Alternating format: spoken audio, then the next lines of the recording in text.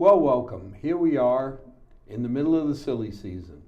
It's time again to have the opportunity that American citizens are given to pick who represents us. And tonight, somebody who's represented us well and continues to help us. But let's start with an introduction. Well, thank you very much, Al. I'm Ryan Fatman, the state senator for the town of Milford and 13 other wonderful communities. And on November 6th, you'll find my name on your ballot. I'd appreciate your vote. I've worked very hard as the state senator for what's known as the Worcester-Norfolk district in which you live in. And I believe I've helped make Massachusetts a more affordable and more accountable place for people to live. And I'm really excited to talk more about that tonight. We always start the show and end the show with the same question. Ryan, I'm from Milford. Why should I vote for you? Well, as I touched upon, affordability, accountability, responsibility. Those are three things that I think are really important in my job. First, to make sure that Massachusetts is an affordable place where people want to live, raise a family, build a business, have a career, spend the rest of their life. Accountability, making sure that government of the people, by the people, for the people, are never above the people as their elected representatives. For me to be above the people, I don't think that's right. Of the people, by the people, for the people. In responsibility, conducting yourself in a respectful way, working across party lines to get things done. There's a lot of things that we can learn from Washington, D.C., pretty much what not to do. Yeah. And I think that I've conducted myself in a way, even when I've disagreed with people. I represent 170,000 wonderful individuals. I'm not naive. I know that not all of them agree with me. I'd like to get to 60, 70% when my wife agrees with me. But the reality is, I think that I'm an approachable individual that is willing to listen to anybody, irrespective of where they fall on the political spectrum. And I think that that's really important. I've worked across party lines, and I'm going to continue to do so. Now, you're one of those unique people, 4 years ago, right? That actually seems to be coming through on their campaign promises. What's up with that? Well, I believe, first of all, if you want the job, do the job. I've had a 100% voting attendance record since I've been in office. And I told people that when I ran, I would show up on Beacon Hill and represent their voice 100% of the time and do the job. There was a few obstacles that made me a little bit nervous about that. I had 2 children in the process, and both of which were born during the week. So I got a little bit nervous that I might have to miss a vote, and I'd be willing to do that for a life event. Yeah, but if you only hit 99%, we could have forgiven you if Miss Stephanie said, I'm having the baby tonight, you should stay home. Well, God's blessed me with 2 wonderful young children, and they've come also at an opportune time when I didn't have to vote. So God and my wife really helped me out on that. But I've showed up 100% of the time. I've read the bills, I understand what I'm voting on, and I've tried to advocate, in this case, for the town of Milford as best I can. I think that when I voted, I've sided on common sense. Making sure you can't use the welfare system to buy marijuana, alcohol, tobacco products. That's not a good use of taxpayer money. It's not welfare. It's unfair. It's unfair not only to hardworking tax-paying people, but it's unfair to the people who need the help too, because there's not one person in the town of Milford, Mendon, Hopedale, or any of the other communities that I represent that's not willing to reach into their own pocket and help somebody out if they're on tough times. But they don't want it to be a hammock. They want it to be a trampoline to bounce and get back up on their feet. I voted no on a pay raise vote, that I think a lot of people paid attention to in this past legislative session. The legislature voted to raise its own salary. Some people, I think, reasonably argue that maybe we're not paid enough money and that we should be. I understand that. But I also understand the fact that no one gets to vote themselves a pay raise in my district. 170,000 people that I represent, none of them get to vote their own salary increase. The second thing is the average pay increase was about 40%. Now, it wasn't that way for everybody, and I understand that as well. But most people don't see a 40% increase over the course of a 10-year period in their working job. So I think we need to balance this with back to that principle of, is it government of by and for the people. And I said no on that one. I think that was government above the people. If they had delayed the implementation date to the following term, and that was what newly elected people might expect, maybe I would have reconsidered it. But you know what? The reality is there was an emergency preamble put into it, and that it was effective immediately. And to me, I've looked at other emergency preambles. We had a tornado in the town of Webster that I represent. That was an emergency. Pay raise votes are not emergencies. And I think I would have felt better if it was an election issue where you came out, as a group and said, the next term we're going to vote on 40% pay increases. This is why I feel we should. This is why I feel we shouldn't. Right. I'm a lot more comfortable with transparency if you tell me I feel for it or I feel against it. Yep. But putting it in, and candidly, a pay raise doesn't feel like an emergency. It definitely is not. Only to people who've been sheltered on Beacon Hill. And I think that that's one thing I feel very confident that I've done a good job on balancing the realities of what people think in this district and how they represent themselves and what they believe versus the realities of Boston because and on Beacon Hill. Because sometimes the priorities that are being spoken about up there are not the things that are on everyday people's minds. And I think the pay raise is a good example of that. I voted no. I turned down the money when offered it. I think that if you vote no, you don't take the dough. It's as simple as that. But I've also done things that I've heard people talk a lot about. For example, I voted to change the funding formula for public education, Chapter 70. I voted for that happily because I know that there's a lot of towns within my district that rely primarily on property taxes, residential property taxes, to fund their school system and the state's portion of its commitment. In addition to that, I've never voted for an unfunded mandate that has been tried to be forced on cities and towns. At the end of the day, if it's an important priority for Beacon Hill, there should be money attached to that priority, not shoved down the throats of some small towns in my district or even large ones, because I don't think it's fair in either case. And I've worked very hard to try to increase previous commitments that other generations have made to the residents of this area, like regional school transportation. I've got 3 regional schools in my district. They were promised when they regionalized that there would be funding to help the regionalization. Well, that funding has been cut every single year, and since the 1970s when these promises were starting to be broken, it hasn't gotten back to where it needs to be at 100% funding. I've advocated for that. These are things that I think are really important and that are talked about locally in municipalities that sometimes get lost and put off. Well, how do you approach, we always talk about inside of 128, the great sucking sound of money comes from Metro West or our area and gets pulled into the big cities.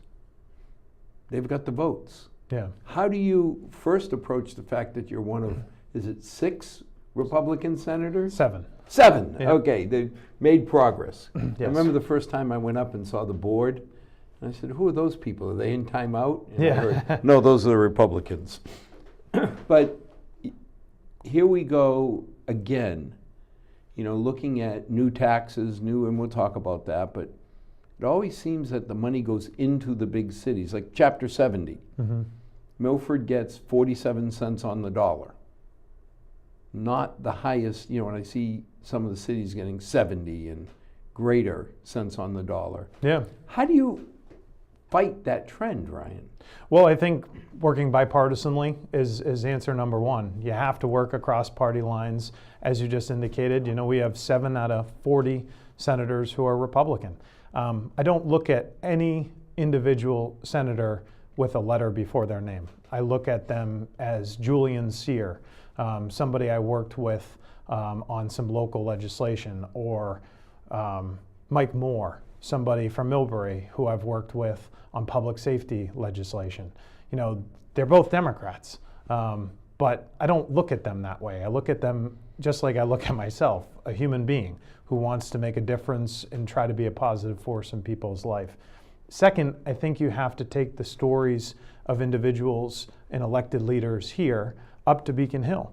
and represent them. One of the things we've talked a lot about, and this is a bipartisan thing, Brian Murray and I, we've worked to try to expedite the spending or the reimbursement for English language learners that are coming into places like Milford, but not realizing the financial impact until a year later because of the reimbursement model after an October deadline. So these are things that are having conversations. Unfortunately, it takes the average law about 7 years to become law. And so we have to continuously have these conversations. Now, sometimes that's a really frustrating thing for me, especially as a younger guy on Beacon Hill. I'm one of the younger people that serves. 7 years is a very long time.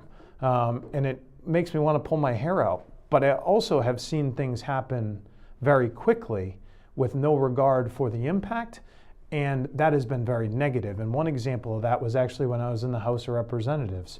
I've served 2 terms in the House of Representatives. I'm running for my 3rd term in the state Senate. But my 2nd term in the House, one of the reasons why I decided to run for the state Senate to begin with was they passed a tech tax. And the tech tax was really undefined. The Department of Revenue was supposed to promulgate regulations of what they were actually trying to tax.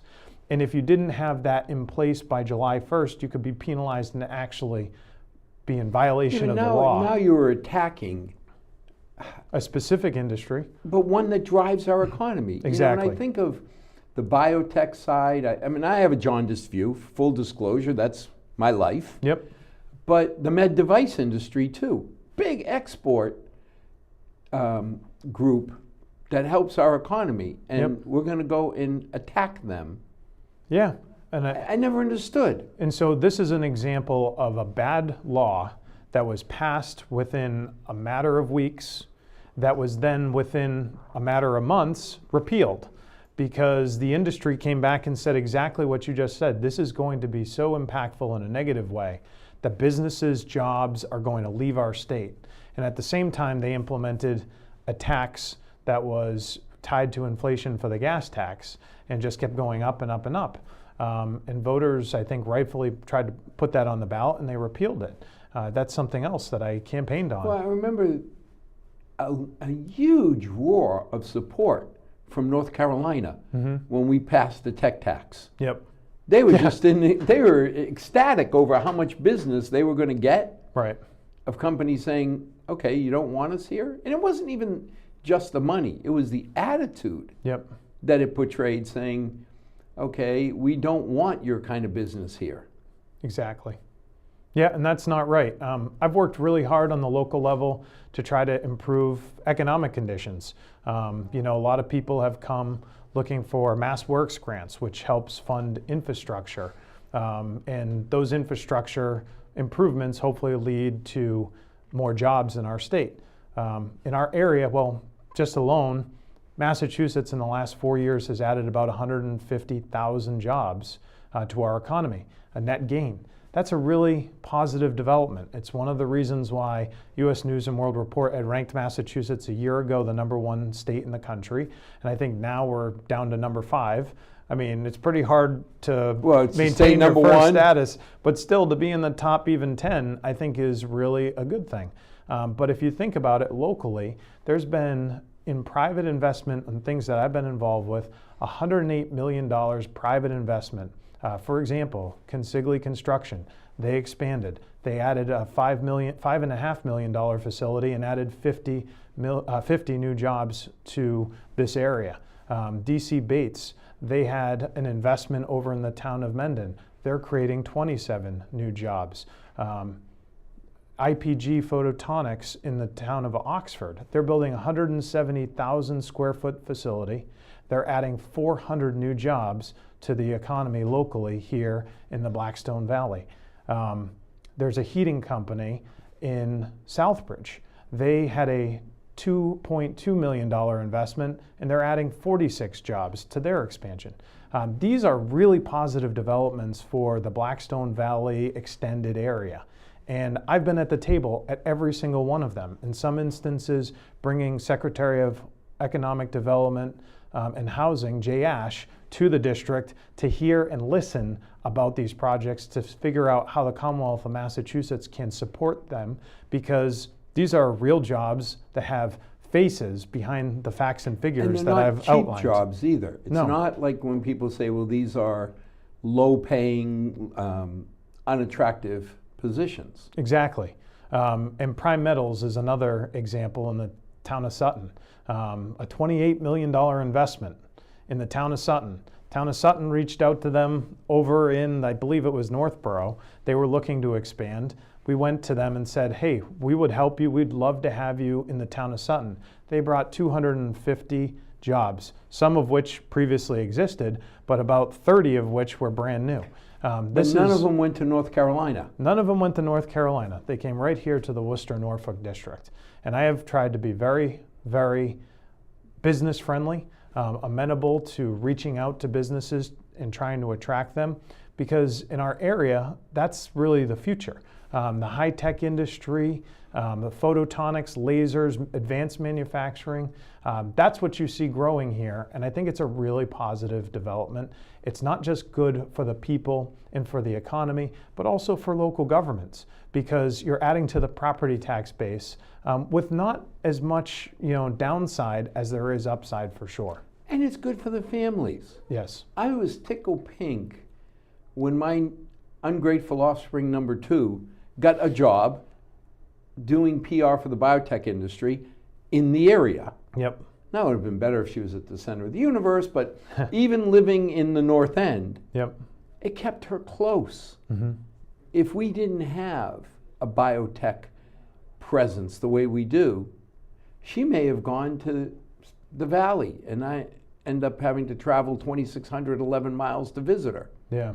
Yeah. So, when I think about what you're promoting, they're building this building. I always get a kick out of people saying you shouldn't give these companies TIFs because you can't really measure the impact. Wait a minute, if they're building a building, I got tax revenue. Right. Even if they leave, yep, the building will stay, and you've increased our base. Yep. Now, it's even better that it brings people jobs close to home. And like I say, being self-centered, I love the fact that I've got both my daughters close. Yeah. Well, just what I outlined, that's 773 jobs that have been added here locally that I've been involved in the conversation, where I've either worked to get mass development grants or worked with the community of Sutton or Milford or Mendon, gone up to Beacon Hill in the Office of Economic Development and testified in favor of these advancements. And they've paid off, and they're really good investments. And then you see these private companies that invest in their community. They've invested in things like opioid addiction or working with the hospital locally so that they're successful in expanding their emergency room, or having community health-based programs like substance abuse. One of the women I've worked closely with is Amy Leone, and she's done God's work trying to stem the opioid addiction problem and substance abuse addiction problem that we have in the Commonwealth and in this community. And for the first time in a long time, we've made some progress. You can't tell any parent that if they've lost a loved one, right? There's nothing that's ever going to bring them back. But we are making some progress. Opioid prescriptions are down 29% for the first time in 10 years. The death rate has dropped. We have so much more work to do. And I mentioned the parents. Some of the names I think about just every day: Patrick Kearney, Brianna Watson, Evan Rodriguez. These are 3 kids that were from good families, and they lost their lives to an addiction. That's unacceptable. We have to do more to help these people. And I think about my own life and some of the things that could have gone one way or another. Well, for these kids, it went the other way, in a negative way. And their mothers and fathers don't have their children. Their brothers, their sisters don't have a brother or sister. I mean, it's sad. It's a gap in the community. You now have 2. Yeah. So nobody can really understand what these poor people are going through. Yeah.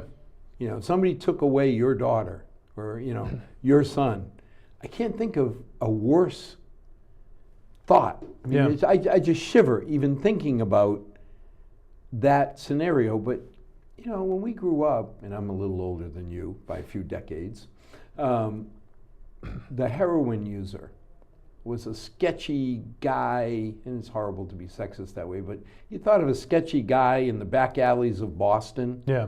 and it was something you read about. And you could almost rationalize it saying they brought it on themselves. Yeah.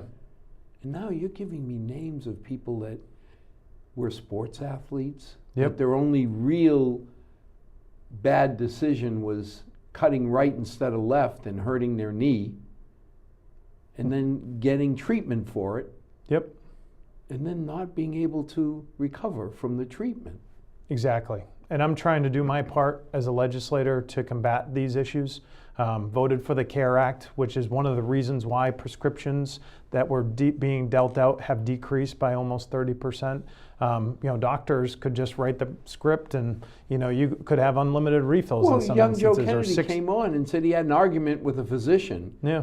Because when they prescribed opioids to him, he said, I don't need that many. They said, take them anyway. Right.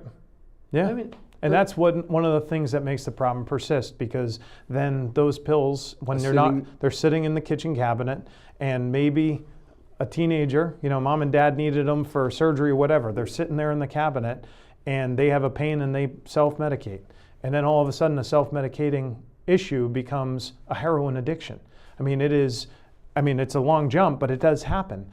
And it's I really... don't think it's a long jump, Ryan, because when Amy and Sheriff Lou and Chief Tom came on the show, they talk about $1 a mig, so $80 a pill. Yep. And you need 3 of those a day. Yeah. Okay, I'm a teenager. Where am I getting $250? I can't even steal enough. Right. Yep. Even if I'm very creative and smart, I can't steal enough to fix that. So $250 a day for Oxy, or $45 a day for the same or less for heroin. Yeah. Doesn't seem like a long leap for me all of a sudden. No, it's not. And what I meant by the long leap is that's the perception. Yeah.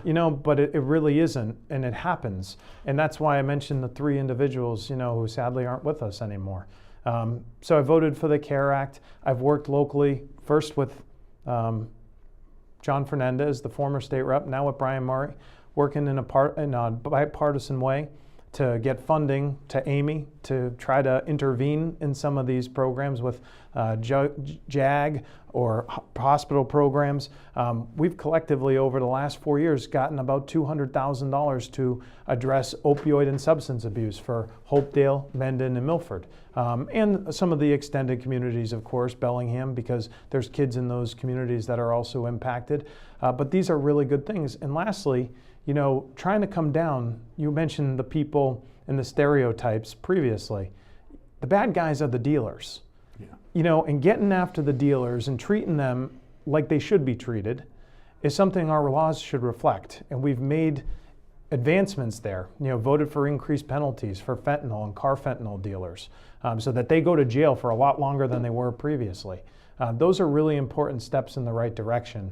The compassion to the people who are suffering, and the conviction to say, if you're dealing drugs, you need to go to jail for a very long time. And that's something I think we've made a lot of progress on. And you talk about having compassion. I just run out of compassion when somebody is hurting our children. Yeah. And these animals that sell the fentanyl, the carfentanil, there's nothing good that can come of that. No, there's nothing good. Yeah. Now, you've lived up to, I will show up, I will vote. Mm-hmm. Second question, because I have a long memory, is will you be around? Because your predecessor was always around in Milford. Mm-hmm. And you made a commitment that you would be here for us. Absolutely. And I will continue. Some of my favorite nights are attending the Claflin Hill Orchestra. Had some really nice memories doing that with my wife. Gives us a little reprieve from the responsibilities of parenthood. We frequently attend a lot of community-based events. One of the things that I've found a lot of joy in is the Special Olympics. Jen Walsh does amazing things in this community, as do her children. And, I would just say one of the more impressive moments, I went to the Special Olympics weightlifting contest, and I got challenged to lift weight, and I wouldn't take them on. politely declined. I got the opportunity to play basketball with them one day over at the middle school. And I'll never forget on a breakaway layup getting stuffed by Elvis, one of the special athletes. These are things that I've really enjoyed. Going to the Milford Youth Center and going to the big St. Patrick's Day fundraiser that they did at Craft Roots Beer. Even this year, it was the first time that I can remember for the Portuguese picnic parade that we had both our senator and, obviously the rain put a damper on it. Yeah, a little bit. But to me, I look more at the intent. Whether you and Brian marched with us, first of all, the D and the R didn't show up. The reps of Milford showed up. Right. Didn't matter what color Yep. you were representing. So to me, the intent was there, and it was nice to see both of you show up to represent. Absolutely. You got to work in a bipartisan fashion. I've worked very hard at that. Brian and I have worked to bring home resources for the town of Milford. Pheno Field, I was going to ask. Now, you brought in a couple dollars here and there. You want to talk to us about how you pull that off? Yeah, you make your arguments on Beacon Hill and you bring attention to it. But it's also about being in the community and going to different events and hearing things from people. For example, Josh Leosh pulled me aside one day and said, the town is trying to do a redevelopment strategy in the downtown area, Central Street in particular. And we'd like to knock some buildings down, get some investment. Do you think you can help with that? And went to the state Senate budget and advocated hard, was able to get $150,000. One of the first things that came to my attention back in 2015 was Godfrey Brook and some of the problems that existed there. And at that time, John Fernandez, myself, a guy named Mike Valenzola, who at that time was the Chief Operating Officer for the Executive Office of Environmental Affairs, Secretary Matt Beaton, who I came into the legislature with, we worked to get almost $300,000 released to help augment the town's commitment and federal government dollars to fix Godfrey Brook, and that happened. These are things that I mentioned, the opioid funds, that directly impacts Milford. Milford Youth Center, that was brought to my attention by John Fernandez when he called me up and said, hey, the House does their budget first, and then the Senate follows a month later. He said, I'm letting you know we're filing $50,000 for the Milford Youth Center. And I said, John, I'd be happy to do the same thing in the Senate. And we did, and it passed, and they've got the money and are better off for it. So these are things that I'm going to continue to do. And one thing, they didn't get the money, we did as a town. Right. And it's important that people understand what you got us on Godfrey Brook came out of everybody's pocket or went back into everybody's pocket. Right. Because a lot of times people forget, we don't own the brook as a town. Right. When the brook collapses on somebody's property, you could turn around and say, Mrs. Smith, you own the brook. Yeah. You put up the $250,000, and you'd kill somebody. Yeah. So as a town, we're going to do it. What you did is come up with funds that made it easier on the taxpayers of Milford. Because that money, downtown, we were going to do it. Yep. And we were going to tax people to do it because any way that you formulate it, if it's a fee, when you feel government's hand going in your pocket, it feels like a tax. Yeah. When you keep that hand out of my pocket by coming up with money for like Pheno Field, the youth center, downtown, that's relief on all of us. Absolutely. And I think just as important as what you bring back home is what you bring back to Beacon Hill. And that's something that I've worked very hard on. Increasing funding for our police officers for ballistic vests. That's something that really, without me, I don't think would have happened. Because in 2016, we had a debate in the state Senate during the budget about exactly that, funding bulletproof vests. And the Senate voted it down.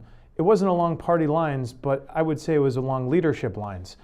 And I think for the first time in my life, I was really upset in the legislative process. I sent out a tweet talking about how we voted these funds down the night that Officer Ron Tarantino was being waked after being shot.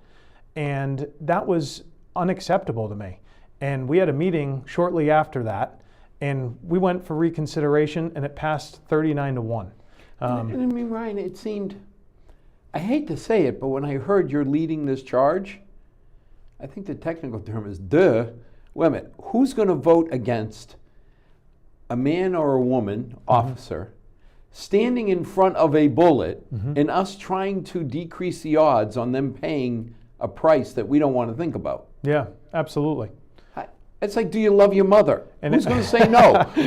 Yeah, and unfortunately, the first vote, I believe, was something like 17-23 or 16-24.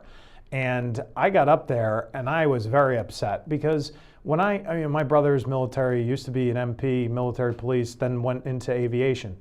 And when I was realizing at the moment that there was an officer in Auburn who was shot and killed at the very moment, you know, he was being waked, we voted this down. I found that to be a terrible example to set. And we were able to get an additional amount of money, I believe it was about $400,000. I mean, $400,000 in a $40 billion budget, we can't say yes to that. And we got that vote reversed 39-1 after some attention was brought to it. We made it a 1-year mandatory minimum sentence in the criminal justice bill that if you assault and batter a police officer with bodily injury, you go away for a year, no questions asked. We made it a 10-year felony that if you shoot in the state Senate, that if you shoot at a police officer, you go to jail for 10 years. Because if you're firing a firearm at a police officer, you have the intent to kill. And that should be unacceptable in our society. You're not shooting at him or her to scare them. No, you're not. And that to me, when I think of, you know, Robbie Tassino or Carlos, the sergeant there, you know, these are people that I care about, that I've come to know. And I don't think it's right not to stand up for them. These people are putting their life on the line. You know, and in Milford, I'm really proud that we've had 2 demonstrations concerning our police. Both of them positive, saying basically, thank you. Yep, absolutely. To deny them a tool. Now again, I don't believe for a moment anybody in Milford, or there may be 1 or 2 people, who would vote to deny buying bulletproof vests for our cops. But we would do it, and we would increase taxes. So the fact that you got us the money just makes it that much easier to do the right thing. Yeah, absolutely. And it's not just about police, it's about our first responders and our firefighters. I think about you know, Scott Marshall, and I think about Ted DiPaolo. I mean, these are people, you know, firefighters, and Ted obviously retired, but Ted, you know, had cancer. And how was that cancer contracted? Right. You know, smoke inhalation. How do you prove that it wasn't something, well, I don't care. Yeah. I mean, he stepped into buildings that were burning. You know, or you say Scott Marshall, Jessica's father. Yep. I mean, since you played soccer for me, he'll always be Jessica's father. Yeah. But it really does put it into perspective that this isn't firefighter Scott. Right. This is the father of one of the girls in our town. Yep. Absolutely. You know, he's a father of a Milford person. And I've gone to bat to the best of my ability for those individuals to try to increase techniques around scrubbing, scrubbing of equipment, and getting grants for those. You know, making sure that cancer is a presumption of healthcare, so that if these individuals get cancer, that it is covered by their health insurance. You know, these are just almost ridiculous things that are silly, that should be a, you know, automatic yes. When and yet we it had hadn't our been. block party, like we do up the Whitewood area every summer, one child jumped off the wall, hurt himself, and within minutes, Scott was there taking care of him. Yeah. And you're sitting there saying, you know something, if that was my child, not that I'd expect somebody that's not Milford to do any less, but I'm human. When I see a familiar face that I grew up with, Yeah. I mean, my tension goes down because I know Scotty, Teddy, I mean, I named so many of them, would go that extra little bit. Now, I probably am wrong because every firefighter would go that extra little bit. Mm-hmm. But since I know them, I feel better. Well, and you hear the stories. You know, I've been privileged to be able to attend the police memorial and the firefighter memorials for all those who have lost their lives since serving the town of Milford. And, you know, I remember Chairman of the Board of Selectmen, Mike Walsh, getting up there and talking about how they had an incident at their home. And within a minute of placing the phone call, you know, ladder truck number 1 shows up in front of his house. And after whatever the situation was resolved, not only were they helping, you know, calm down the family, take care of the situation, but they were also readjusting the drapes in his home. And he said, does this cost any extra, you know? Mm-hmm. But it speaks to sort of the tender care that these people have when they enter a situation. They care. Yep, absolutely. Now, it's great that you bring us money, and we want more, always. But the number one way, in my mind, and it's just my view of keeping taxes as low as possible, is don't spend it. Yeah. Talk to us about the economy, because when this administration came in, if I remember, we were like $750 million in a hole. Yeah, I mean, we were $1 billion in the hole. Okay. And we had a $600 million holdover from the previous fiscal year. So, you know, we're talking about, we're ending the fiscal year, the last year, and, you know, not to place blame, but of the Patrick administration, and there was a $600 million gap there. And then with the governor taking over in January 2015, there was a $1 billion estimated gap for the new budget that he was going to propose.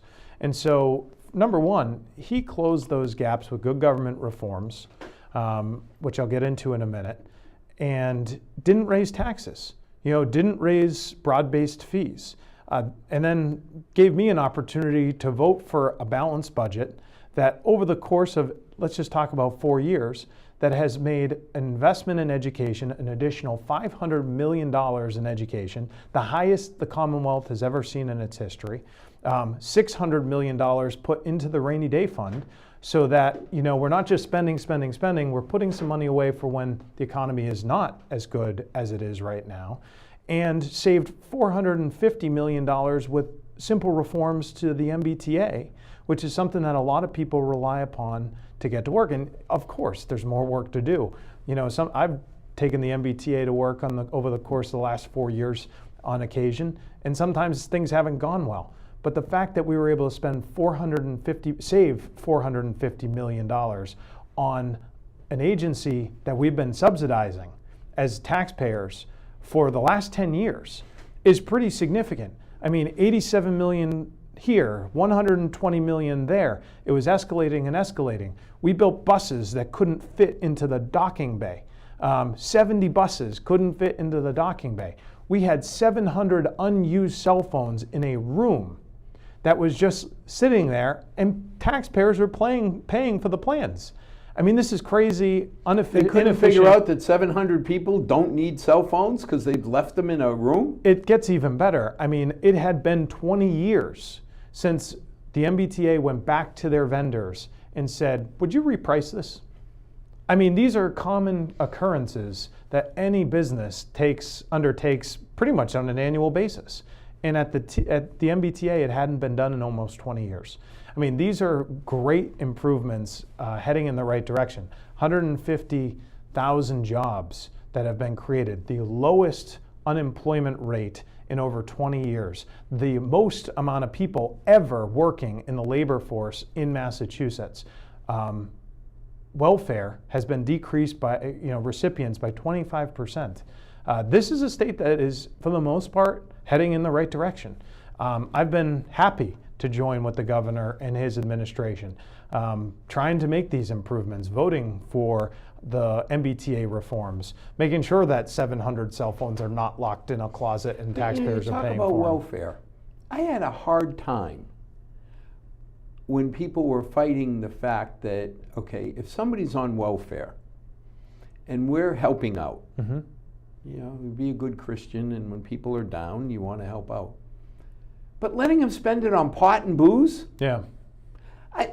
it's not even the fact that they're spending it on that, but I'm sitting there saying, wait a minute, if that money was repurposed to better food for their children, Yep.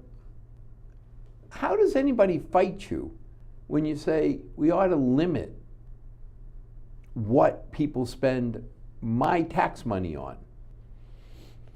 I mean, it's a conversation that sometimes on Beacon Hill is difficult to have with people. Sometimes this becomes, a quintessential war on the poor. But I will also point out, I was the person that actually filed the amendment to the state budget that passed the state Senate that restricted welfare from being used to purchase recreational marijuana. In 2016, when the voters passed this, 2017 came around, end of the fiscal year, beginning of the new fiscal year in the budget, and we came to the realization you can use your welfare benefits to legally buy marijuana. That's not right. And that passed, my amendment passed 40-0. But say it's booze. Yep. Do I really want you to spend, because you can argue we don't give enough money to people who are down and out. Right. But wait a minute, shouldn't they be spending it on good things? Right. Absolutely. And another thing I've tried to do is expand where that can be spent on good things. For example, local farms. I've got a lot of local farms in my district. In some instances, you cannot spend the benefits in those farm stores or at a farmer's market. To me, that's egregious. This is something that could help the local economy. Farmers have a tough time these days, especially with milk prices and competition that buying exists. fresh vegetables, isn't that something that... Much better than frozen dinner. There's a good opportunity there. So, I've tried to expand even when we're talking about welfare programs or social benefit programs, trying to deal with compassion, trying to deal in a smart way and saying, hey, this is a healthcare issue as well. If we get them into farmers markets or to farm stores, we can not just help people feed their families, we can make maybe a dent in some of the healthcare problems. But you can help other families who are farmers. Yes. Get ahead. I remember when my daughter came home and wanted to take the money she stole from my, every time there was change, the vapor pressure was very low in my house. It always seemed to evaporate quickly and go into their kitty. Yep.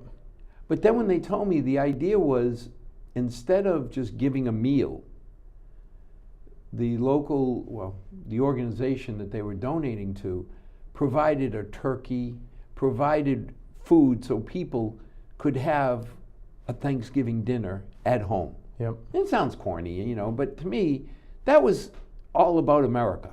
Absolutely. That, okay, you have your family, you cook the turkey. If you can't afford to buy the turkey, we buy it for you, but at least you're showing your family American values of let's all come together and celebrate. Mm-hmm. That seemed cool to me. Yeah. A lot more impressive than somebody getting to buy, and I don't care if it's pot, booze, whatever, cigarettes. Yep. It's up to you, the decision. Absolutely. But I'd rather have you buying a turkey. Yeah. Or going and buying fresh vegetables. Yeah, absolutely. Speaking of turkey, one of the things that I think that my generation is getting the kind of raw end of the deal on, and there's a bunch of bologna turkey and whatever else you want to call it, is student debt and college tuition. And I'm sure as a dad, you know a little bit about that, something I'm dreading. But on Friday, I paid off my very last student loan. Congratulations. Thank you. I'm very proud of it. Had over $50,000 over the course of my short life. Wow. And my wife and I are now, other than our mortgage, we're debt free because we've aggressively paid all the debts that we have. And I think about a lot of kids. I just recently heard about a student who has $200,000 in debt who lives in our area. I've worked really hard to try to tackle this problem. I think that this is a generational issue. We first need to reorient ourselves as a generation to think twice about how much money you really should spend on higher education. There's ways to do it that maybe aren't as popular as the traditional method, but community college is a great, inexpensive way to start, and then going from two-year to a four-year institution. But I helped pass a piece of legislation in the state Senate My model was called The Right to Know Before You Go. Eric Lesser is one of the younger state senators, and he and I have worked on a millennial initiative as a Republican and a Democrat to talk about these issues with student loans. We've worked to make it so that all student loans, including graduate student loans, you can write off your debt and the interest against your taxes. But Ryan, I got to stop you. It's not a millennial issue. Because, when I graduated, like most students, I had $32.80 in my pocket. Yep. My parents, my mother had worked at Draper's for 11 grand a year. My dad had worked at General Motors for 18 grand. Somehow they paid all 4 years of Holy Cross, but it was $6,200. Right. How they did it, I don't know. But today, if you're graduating with $50,000, $100,000, that's not a millennial problem because they'll never dig out. Right. Now all of a sudden, people my age who finally got their mortgage paid off, Yeah. what are you going to do? Let your kids drown? Right. Well, it's a generational problem from the standpoint of there's $1.2 trillion in student debt But I'm saying right now. that hits both of us. It's not just the kids. Exactly. Well, it hits beyond just families. It impacts the economy. People wait to start life later. That impacts the housing industry. That impacts How can you doctors afford and to buy lawyers. a car or a new house if you're sitting on $90,000 worth of expensive debt? You can't. And that's why I think transparency is one of the best ways to approach this. If you know the price of something and you upfront, all of it, not just the student loans, but the interest rate, the ability of a company who finances that interest to sell and buy your loans, how often that happens on a college campus or from the financial aid package that you receive, the total amount of fees, what books cost, things that students don't go into 100% knowledgeable about. Well, the Right to Know Before You Go is sort of an outline of all of that and giving you options for how to pay that back and having an inventory of here's your various majors and this is the information, the statistics of our graduates and what they've made in real numbers over the course of the last 5, 10, 15, 20 years. What is your religious studies degree really worth? Exactly. So that you are an educated consumer going into a market where you know not only the costs, but you know the investment rate of return. Those are really important things that I think have been sort of brushed under the rug and is really unfortunate. Bringing light to this is incredibly important. Well, I mean, it's you something think I've worked about on. when I grew up, you applied to UMass as your ultimate safety school. I remember when I got accepted at UMass, I said, well, at least I don't have to learn to say, do you want fries with that order? Today, when I see the quality of the students at UMass and what you have to do to get in, it's, kids with 3 5s getting turned away. Oh yeah, absolutely. Because people are looking saying, okay, I can spend, $250,000 plus at a place like Holy Cross or $100,000 at UMass. Yeah. And there's a lot of people who are very critical of the UMass system now too, because there's somewhat of a preferential treatment to out-of-state students, and these are our flagship institutions for higher ed. Yeah, because they pay 40% more. Yeah, but they're also taking away the opportunity for our students. I hate to be cold about it, but if I'm running the school and I can let in foreign students, like when my daughter went to Clark, if you were an exchange student, a foreign student, you're paying 30% above full tuition. Yeah. Which was, 50 or 60% above what most of the American kids paid. Yeah. So, I could argue saying, okay, so you let somebody in from Saudi, you let somebody in from Syria, all of her friends. They took away a slot from a Massachusetts kid. Yeah, but I can look at it the other way, that since they're paying so much more, they funded the financial aid, the grants, to let some of the kids from Massachusetts go to the school who couldn't afford to. That's not a bad point, but I would also say it's important to realize, and bring attention to some of the administration costs that have been existing in UMass. And for example, they raised tuition at the same time that they decided to buy the top floor of 1 Beacon Street to build the UMass Club for $2.5 million. Right. Is that an appropriate expense? They already had a club in the city already, but they moved it to upgrade it. I mean, That's a little profligate. 2.5 million, I'd have a hard time because, you could fund a lot of kids' grants for that, and then you got to maintain it because it's not, Beacon Street is not cheap either. Right, and without question, you definitely could have spent a considerable amount of that money helping students be able to afford their education. I also think, not to get so specific, but they paid the basketball coach $1 million. They hadn't made the NCAA tournament in 10 years. That's ridiculous. These are the types of things that I think really drive people nuts. Well, again, you turn around and you say, what is important or more important? Yeah, having a great basketball coach is nice. Yeah. Getting my son or daughter into a school that I can afford. Right. And I remember having discussions with the previous president of my alma mater, Holy Cross, saying, now, Father McFarland, you were educated as a Jesuit, so you had a fine education, but using words like, we're only increasing 5% this year to a total of 62,000. Mm-hmm. I said, first of all, 5% is twice inflation. What happened to cost control? Yeah. But number two, using the words only and 60+ thousand in the same sentence? It's unrealistic. It's crazy. Most people can't deal with as much as they want to. Yeah.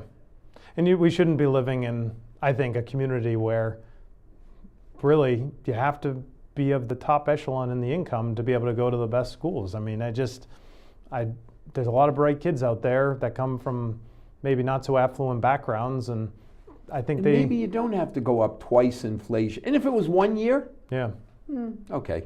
But I remember when I graduated, I said, I don't know how people like my parents could afford to pay for this. And it was $6,200. Yeah, absolutely. Today it's going closer to $70,000 a year. It's unsustainable. And that's where I say, this is somewhat of a generational issue because people who are my age really need to think twice and younger about whether or not the traditional model of you graduate high school, you go to college, you get a job, that doesn't work really anymore.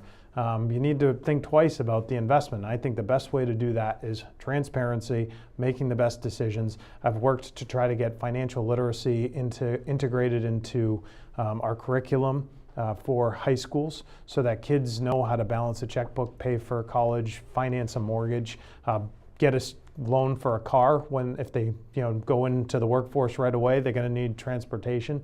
Now, I've also tried to put funding behind that so that it's not an unfunded mandate. These things, I think the generational models of previous need to really be reconsidered. That's one of the things I talked a lot about with Chapter 70. Chapter 70 and changing the funding Chapter formula. 70, just so for people who don't know, is the contribution made by the state. Correct. To Milford educational system. Yep, and all the 290 districts across the Commonwealth, or 290. But we have 4,200. We have 4,200 kids. But the conversation to be just about the funding isn't enough, I think, because I think you have to have a more broad perspective about what is being demanded of someone in the workforce today. Not only that, but look at how longer people are living than they were a generation ago. People are living into their 80s, on average. And when you consider the fact, I went to a presentation and said someone who's alive today will live to 140 years old. If that becomes a generational norm down the road, which it will as health increases and people are making discoveries in pharmaceuticals and technology and people are becoming healthier, you have to rethink the way people live. And that's something that I've given a lot of thought to on Beacon Hill when we've looked at stuff. For example, and this is small, but I think it's important. We used to have a law in the books that said you were not able to have mobile barbery or cosmetology, meaning you couldn't actually leave the barber shop or the hair salon to go cut someone's hair. I changed that law. I changed that law because it makes no sense. I can pick up my cell phone right here and I can call a cab, Uber or Lyft, to come pick me up and drive me to the airport right now. The fact that I can't use my phone or technology to then deliver a service to somebody's home who might be sick is ridiculous. It's an old way of thinking. Or elderly. sick at home, 'cause you sit there elderly, and say, "Oh, convenience. it's only those rich millennials that want the cosmetologist to come to their house." Well, no, my mother's 94 and a half. Yeah, For her to get up and go to a hairdresser is not a trivial matter. yep. Having the hairdresser come to her. Now you argue, does she need it? Well, wait a minute. She's one of those people who built Milford. Right. You know, Well, not who- even, well, who cares? That's her decision, right? Right, but I'm She just deserves saying, it if she wants it. And she it's a spent her private life service. putting in. Why can't she spend her money to make it a little more convenient for a 94-year-old Yep. to live and enjoy?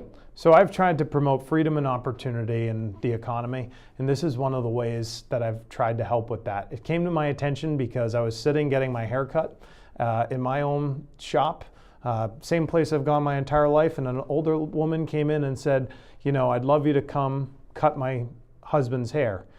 And the response was, I can't do that, I'll lose my license. And I said, are you serious? That's really what's the law on the books? And they said, yeah, the licensing requires me to cut their hair or do their makeup or whatever beauty service I provide in a physical nexus. And I worked that next budget cycle to change that law, and it's been changed. And in a place like All Star Sports in Northbridge, a guy named Mike, he now delivers this service to people's homes for elderly individuals, prom parties, when people are getting their hair done. People who are temporarily sick. Exactly. He goes to them and provides a service. It's good for him because otherwise he wouldn't get the business. It was illegal before. Now he gets to hire people that go cut people's hair at their homes. It's convenient for the consumer. It's good for the Those business. kind of laws annoy me because Should if it always was a been this way. safety issue, Yeah. okay, if it's something that you say nursing, but wait a minute, we allow nurses to leave the hospital and go to your home, Right. but we won't let somebody cut your hair? Yeah, another one I'm working on, and you know, this affects some businesses in Milford, not a lot, but is hair braiding. You know, hair braiding requires a license, cosmetology and barbery license. That costs about $25,000 to $30,000 where you go. This is a large ethnic vocation. They don't teach hair braiding with the license in the schools. They don't teach what you are required to get a license for. So it's just another example of sort of the upside down approach that's Amazing. taken to our economy. But Ryan, I'm from Milford. Why should I vote for you? Well, I appreciate the question. I appreciate the time. That usually means we're wrapping up. And I've worked hard for Milford. I've worked to represent Milford's interests. I've shown up 100% of the time. Every time I voted, it's come down to accountability, affordability, and responsibility. You know, making sure that I conduct myself in a way that Milford residents would be proud of. That I'm not going to go off the rails into this Washington, D.C. type political discussion that no one appreciates right now. It's really disgusting. I've worked to bring back money to the district and specifically Milford to the best of my ability. And beyond that, I've brought up ideas to Beacon Hill to put on the table to try to change for better our Commonwealth. Well, thank you. Thank you for being the oddball who actually comes through on his campaign promises. Well, I'll continue to do so, and that's my promise. As always, I'll never ask you to vote for any specific candidate, but I'll beg you to vote. Get out. It's the most important decision that we will make. Get out that day. Pick the candidate who you think will best represent your beliefs, and then vote. So thank you. And to our 6 loyal viewers, may God bless, and may tomorrow be a better night than tonight. Thanks for joining us.